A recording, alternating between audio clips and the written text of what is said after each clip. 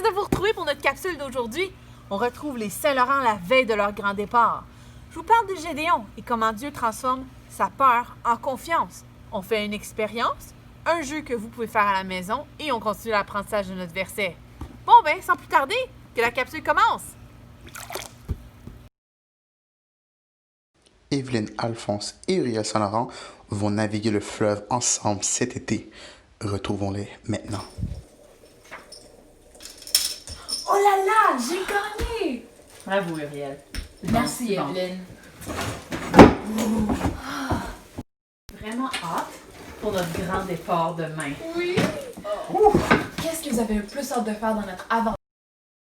Ben, moi, j'ai vraiment hâte de voir les beaux paysages à partir du Saint-Laurent. Ouais. Moi, j'ai hâte de voir tous les animaux comme les poissons, les dauphins, les sirènes. Les sirènes? Écoute, si une baleine peut se rendre au Saint-Laurent, une sirène aussi. En tout cas, moi j'ai hâte de voir comment on va vivre cette expérience en famille. Ouais. Hey, nous trois dans un bateau pendant je ne sais pas trop combien de temps. 3 jours? Peut-être, mais Peut-être plus. ouf! Je me suis dit, est-ce qu'on va avoir assez de nourriture? Eh oui, inquiète-toi pas Alphonse. On va arrêter à plusieurs endroits pour prendre la nourriture. Tiens Evelyne, sors la carte. Oui.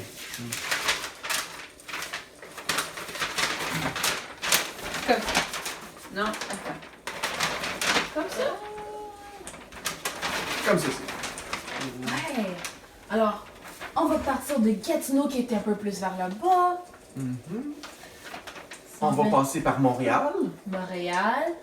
Et ensuite, je pense Trois-Rivières. Oui. Oh, Québec.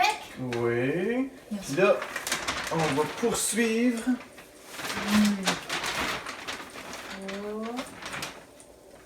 Il y a Charlevoix avec Charlevoix. Bécomo Oui. et où? l'île d'Anticosti. Ah, ça va être le fun. Notre destination. Ouais. Ouais, mais il y a tout plein de péripéties qui peuvent se passer dans notre voyage quand même. Mais pas besoin de t'inquiéter, là. Les pirates pourront nous aider. Ouais. Et surtout, Alphonse, le Seigneur va être avec nous. Oui, c'est vrai. Vous savez quoi? On devrait prier pour notre voyage demain. Bonne idée, Evelyne. Oui, merci Seigneur pour le bateau que mon oncle puis ma tante nous ont prêté. Merci pour papa puis maman qui nous laissent partir en voyage. Je te prie qu'on puisse passer un bon temps en famille. Amen. Amen. Merci Dieu pour comment tu nous as aidés à bien s'entraîner. Amen.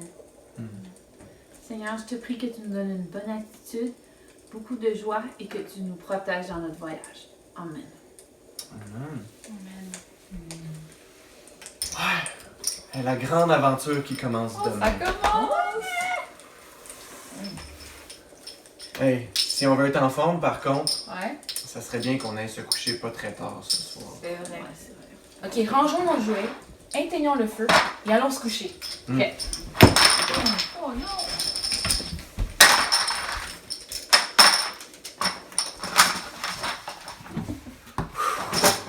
Bon bien, faites de beaux rêves. Vous aussi.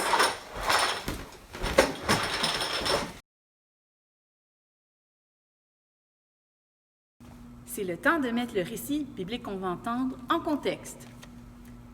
Il y a eu la création du monde, l'entrée du péché dans le monde qui nous a séparés de Dieu, le déluge, les promesses faites à Abraham et ses descendants, leur temps passé en Égypte et leur délivrance ainsi que la loi que Dieu donne à Dieu à travers Moïse. Avec Josué, ils ont pris possession du pays que Dieu leur avait promis. Et c'est maintenant l'époque des juges, ces gens que Dieu appelle pour délivrer Israël lorsque les gens aux alentours du pays viennent attaquer. Pourquoi est-ce qu'ils attaquent si Dieu leur avait promis le pays? Eh bien, Dieu leur a dit qu'il leur donnera la paix s'ils obéissent au Seigneur, s'ils suivent ses lois qu'il a données à Moïse. Mais ils ne le font pas, ou ils ne le font peu.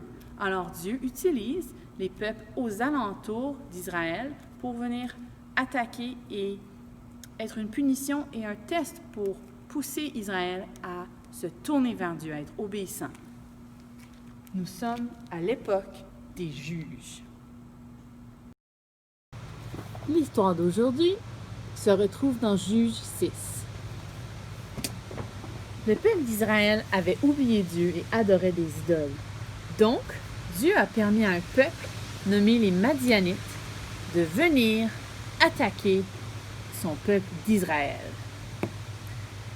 Ils venaient et lorsqu'ils arrivaient, tous les Israélites allaient se cacher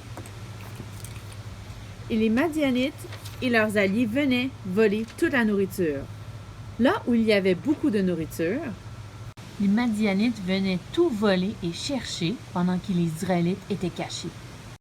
Les Madianites avaient volé toute la récolte et les semences des Israélites, et lorsqu'ils ressortaient de leur cachette, il ne restait presque rien.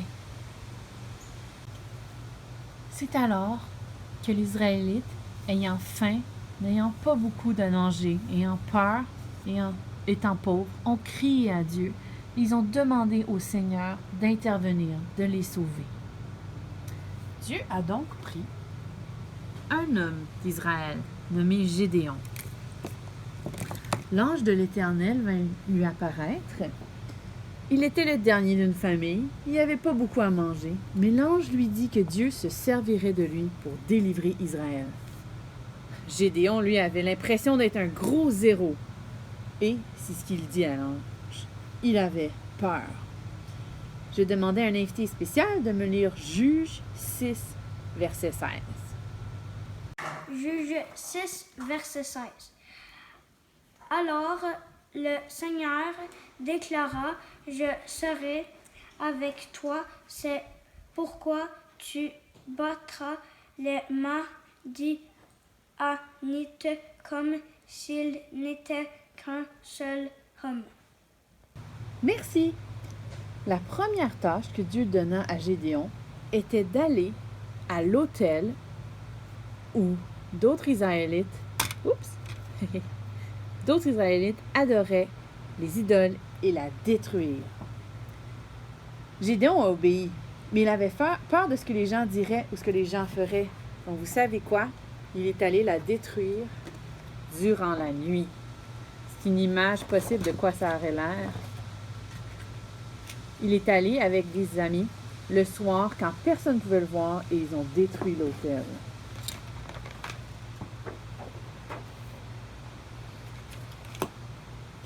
Plus tard, les Madianites et d'autres peuples se rassemblèrent pour attaquer Israël encore une fois.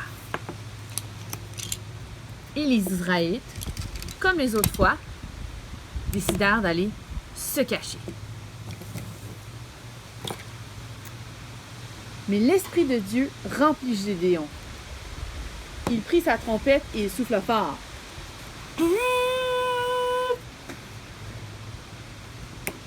Une grande armée de partout d'Israël vint rejoindre Gédéon.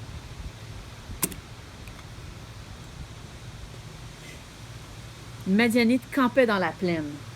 Et on se penserait, « OK, let's go, c'est le temps d'y aller! Allons les attaquer! » Mais pour Gédéon, ce n'était pas comme ça. Il hésitait, il avait peur. Il voulait être convaincu qu'il devait aller attaquer. Et donc, il a décidé de demander de Dieu de le convaincre. Gédéon a donc proposé une idée au Seigneur. Le matin, quand il se levait, la rosée faisait que tout était mouillé, ses sandales, le sol, tout. Donc il dit, « Seigneur, je vais placer ce morceau de peau de mouton par terre, et si demain matin, tu peux faire en sorte qu'elle soit tout mouillée, mais que le sol alentour reste sec, je saurai que c'est certain que tu nous sauveras des Madianites. » Le lendemain matin, Gédéon se réveilla. Tout était sec, mais le morceau de toison était complètement mouillé. Mais il n'était pas encore convaincu. Il a demandé au Seigneur de faire l'opposé le matin après. Il prendrait un autre morceau de toison. Cette fois-ci, Il voulait que le sol et tout alentour soient mouillés, mais que le morceau de toison, lui, demeure sec. Le lendemain matin, tout était mouillé. Les sandales de Gédéon étaient mouillées lorsqu'il sortit, mais le morceau de toison, lui, était sec. C'était là la manière de Dieu de dire « Fais-moi confiance ». Oui, oui, je te ferai confiance, Seigneur, dit Gédéon. Dieu était en train de transformer sa peur en confiance en lui. Tout en faisant confiance à Dieu, Gédéon est allé au combat avec son armée. Ça, c'est toute une histoire pour une autre fois. Mais sachez que son armée gagna la bataille et Dieu a délivré le peuple d'Israël des Madianites.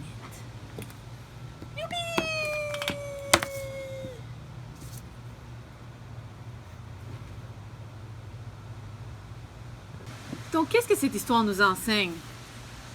Dieu a transformé la peur de Gédéon en confiance en lui. Lorsqu'on regarde n'importe quelle histoire, c'est important de se demander qu'est-ce qu'elle nous enseigne sur Dieu. Oui, elle est à propos de Gédéon, mais elle est plus à propos de Dieu. Eh bien, cette histoire nous montre comment Dieu est plein de grâce. Dieu fait grâce à Gédéon, il fait grâce aux Israélites. Ils étaient en train d'adorer des idoles. Dieu aurait pu les ignorer, mais quand ils ont appelé au Seigneur, Dieu est venu les secourir et s'est débarrassé des Madianites. C'est une façon dont Dieu nous fait grâce. Dieu nous fait grâce encore aujourd'hui. Il est plein de grâce. Il donne une faveur qu'on ne mérite pas. Aussi, Dieu peut nous utiliser de la manière que lui voit bon. Gédéon avait peur. Gédéon ne pensait pas qu'il serait un grand guerrier. Mais c'est Dieu qui décide comment il nous utilise. Peut-être que cet été, les plans ne sont pas ce que tu aurais aimé. Peut-être que tu aurais aimé aller un camp de jour, faire des vacances, et tu ne peux pas, peut-être à cause du confinement ou à cause d'autres choses. Mais Dieu veut t'utiliser là où tu es. Vraiment, il a un plan pour toi et il te demande de le servir là où tu es. C'est pas toujours facile et des fois ça nous fait peur. Mais Dieu peut transformer ta peur en confiance. Je t'invite à prier avec moi. On va lui demander ça tout de suite. Seigneur, comme tu as fait pour Gédéon, je te prie que dans les moments où on a peur, où on ne sait pas si on va être capable de faire la bonne chose que tu nous demandes, que tu transformes notre peur en foi, que tu prennes notre cœur et que tu nous donnes cette foi en toi. Aide-nous, Seigneur, à te faire confiance, qu'importe les circonstances dans lesquelles nous sommes, et de rechercher à t'obéir en toutes circonstances. Au nom du Seigneur Jésus. Amen.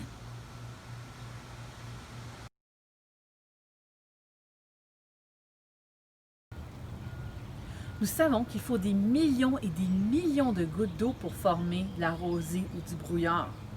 Et savez-vous, des fois, une goutte d'eau peut faire toute la différence. C'est une petite expérience qu'on peut faire ensemble.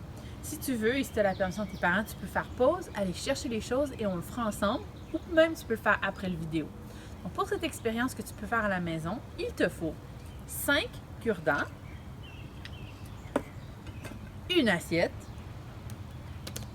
une paille et un verre d'eau. Donc, si tu veux aller chercher ces choses, ou si tu veux juste regarder, c'est bien correct. Ce qu'il faut faire, on prend les 5 cure-dents et on les casse en moitié. Mais quand tu les casses, il ne faut pas les casser complètement, il faut qu'ils soient encore attachés. Alors, je ne sais pas si tu vois, comme ceci. On fait ça pour les 5. On prend à moitié et on le met. J'essaie de ne pas trop les casser, c'est un peu difficile. Parfait. Alors, une fois que tu en 5, tu les agences, mettant comme une étoile dans le fond, que toutes les parties du milieu soient vers la même direction. Ça donne ceci. J'ai mis toutes les parties du milieu au centre pour former une étoile. Bon, après plusieurs essais, je me suis rendu compte qu'avec la paille, on fait tomber trop d'eau. Donc, je vous encourage à aller chercher une cuillère. Alors, ce qu'on veut, c'est juste une goutte sur la cuillère. Je vais aller chercher juste un peu d'eau.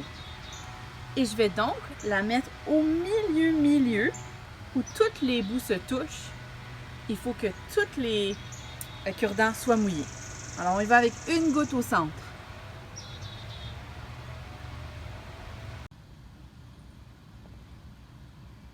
Est-ce que vous voyez? Les côtés se sont déplacés lentement pour former une étoile. Vous avez vu?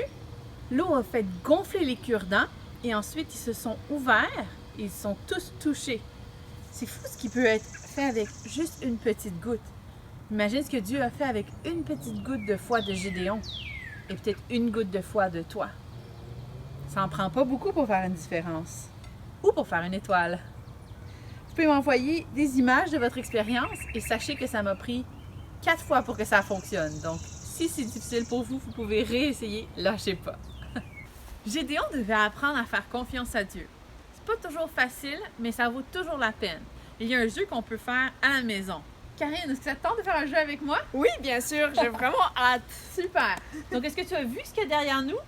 Non, j'ai caché mes yeux quand je suis venue ici, donc j'ai rien vu. Parfait. Donc, je vais te demander de bander tes yeux, s'il vous plaît. OK. Combien de doigts est-ce que j'ai de lever? 2. Ah, OK. Est-ce que c'était à là-bas? bander ou c'est bon? Est-ce que tu as deviné? Non, j'ai juste deviné, je vois rien. OK, maintenant, combien de doigts? 2. Non. OK, parfait. OK. Je vais te demander de faire 2 fois le tour sur toi. OK. Je vais te demander de prendre 2 pas vers l'avant. Un troisième pas, oui, un demi-pas vers l'avant.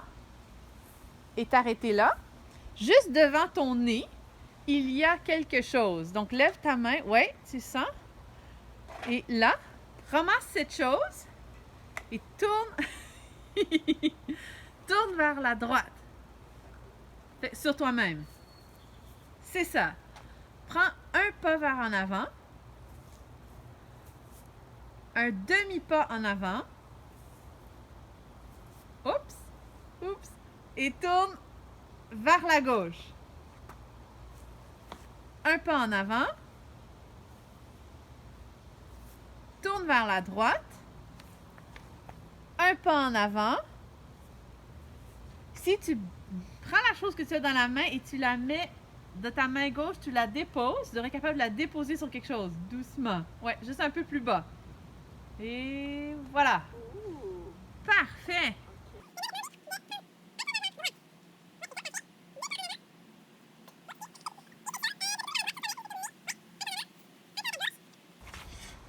Et si tu recules lentement un pas derrière toi, il doit y avoir une chaise et tu peux t'asseoir. Est-ce que c'est difficile de faire confiance? Quand on a les yeux bandés, je dirais que non, mais je fais confiance à la personne qui me dirige. Eh bien, bravo, tu peux enlever, t'as gagné, t'as réussi! Yay! Donc, si vous voulez faire ce genre de jeu à la maison, vous pouvez. Vous créez une course à obstacles, vous bandez les yeux et vous donnez des directives. Faut qu'ensuite, c'est à mon tour, hein? Oui. On y va!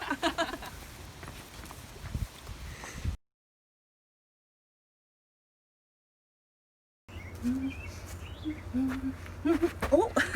Allô? J'écoutais de la bonne musique. C'est le fun d'écouter de la musique, n'est-ce pas? C'est l'heure du verset. Regarde ça. Alors aujourd'hui, notre section parle de musique, vous l'avez deviné. On va mettre le verset à l'écran.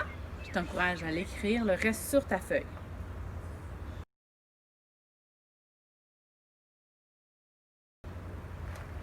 Notre nouvelle section du verset aujourd'hui est « Il a mis dans ma bouche un cantique nouveau, un hymne de louange pour Dieu. » On le répète? « Il a mis dans ma bouche un cantique nouveau, un hymne de louange pour Dieu. » Alors, répondons-le tous ensemble. Je veux t'entendre. Vas-y fort. « Il a mis dans ma bouche un cantique nouveau, un hymne pour l'Éternel. » Non, c'est pas ça. C'est quoi? Un hymne de louange pour Dieu. Moi aussi, je suis en train de l'apprendre. Donc, il a mis dans ma bouche un cantique nouveau, un hymne de louange pour Dieu. Es-tu prêt à le répéter quelques fois encore? Si tu n'es pas déjà debout, je t'invite à te lever. Allez, on va le répéter, on va ajouter des gestes. Une autre fois. Il a mis dans ma bouche un cantique nouveau, un hymne de louange pour l'Éternel. On répète vite cette fois-ci. Il a mis dans ma bouche un cantique nouveau, un hymne de louange pour l'Éternel.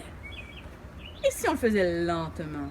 Il a mis dans ma bouche un cantique nouveau, un hymne de louange pour Dieu. Bravo! Une dernière fois. Il a mis dans ma bouche un cantique nouveau, un hymne de louange pour l'Éternel. Tu sais maintenant, c'est le temps de quoi? On va essayer de tout le faire ensemble. Donc, la première fois, tu peux le lire, mais tu peux aussi essayer de le faire par cœur. Psaume 40, versets 2 à 6. J'ai mis tout mon espoir en l'Éternel. Il s'est penché vers moi. Il a prêté l'oreille à ma supplication. Il m'a fait remonter du puits de destruction et du fond de la boue.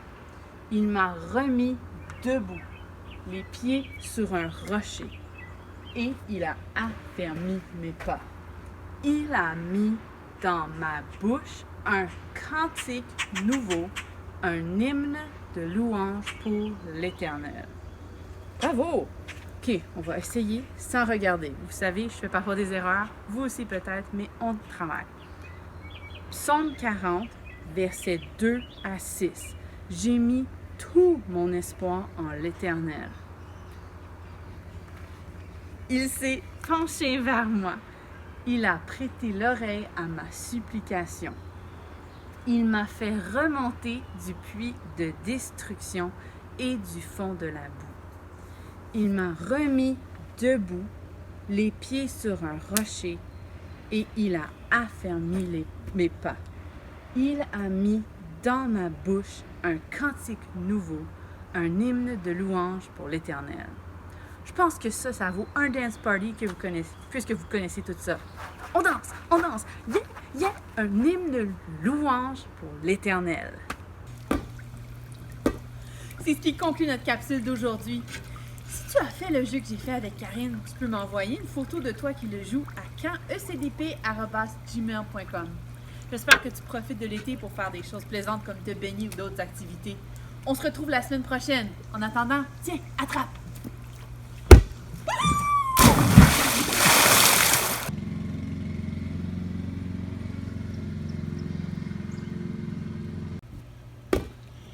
Bonjour, bienvenue à la capsule d'aujourd'hui. Les seuls rames. Est-ce que vous m'entendez? Probablement que non. Juge, verset 16.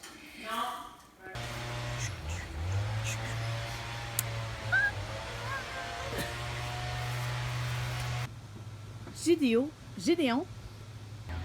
Bon, on va tester la qualité du son maintenant.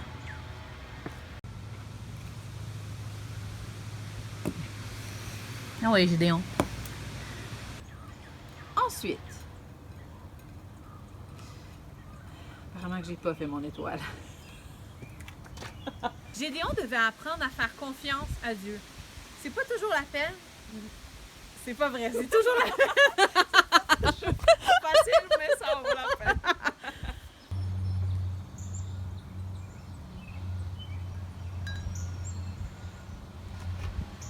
C'est plus difficile que ça en a l'air.